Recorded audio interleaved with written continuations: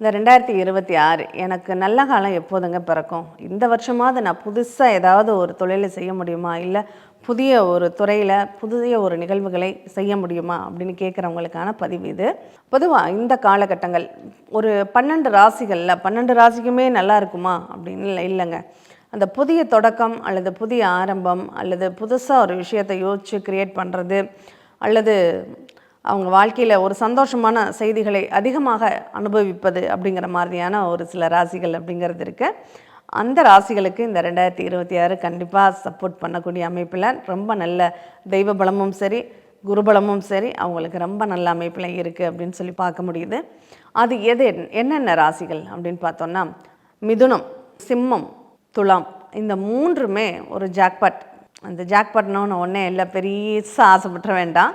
இந்த 3 ராசிகளும் ஒரு புதிய மாற்றத்தை நோக்கி பயணிக்கக்கூடிய ராசிகளாக இருக்குது அப்படின்னு சொல்லலாம். மிதுனத்தில் இப்போ கிரக நிலைகள் ரொம்ப சாதகமாக இருக்குது. இந்த 2026 ஸ்டார்டிங்லேருந்தே உங்களுக்கு நல்ல பலன்கள் அப்படிங்கிறது ஆரம்பிச்சிடுது அப்படின்னு சொல்லலாம். அதே போல் சிம்மத்துக்கும் நல்ல பலன்கள் அப்படிங்கிறது குயிக்காகவே ஆரம்பிச்சிடும். ஏன்னா இந்த 3 ராசிகளுக்கான கிரகங்களுமே மாத கிரகங்கள், நகரக்கூடிய கிரகங்கள். அதனால் முக்கூட்டு கிரகங்கள்னு சொல்கிறதும் இந்த 3 ராசிகளை தான். அதனால் சிம்மத்தின் அதிபதி சூரியன், மிதுனத்தின் அதிபதி புதன், துலாமின் அதிபதி சுக்கிரன், இந்த மூன்றும் நல்ல நிலைமையில் இருந்ததுன்னா கண்டிப்பாக உங்களுக்கு ஒரு ஆடை ஆபரண சேர்க்கைகள் ஏற்படும். குடும்பத்தில் சுப நிகழ்வுகளுக்கான வாய்ப்புகள் ஏற்படும்.